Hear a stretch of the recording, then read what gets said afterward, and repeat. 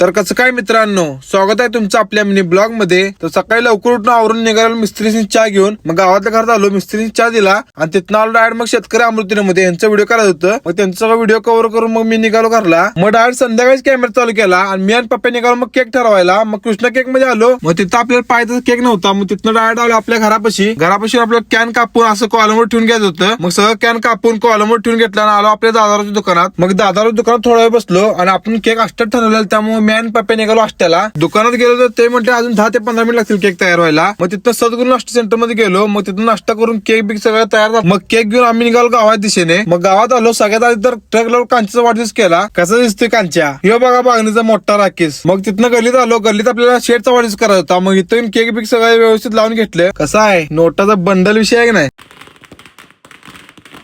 मग शेडचा वाढदिवस झाले, मी निघालो घरला. तर मित्रांनो ब्लॉग आवडले लाईक शेअर कमेंट आणि फॉलो नक्की करा.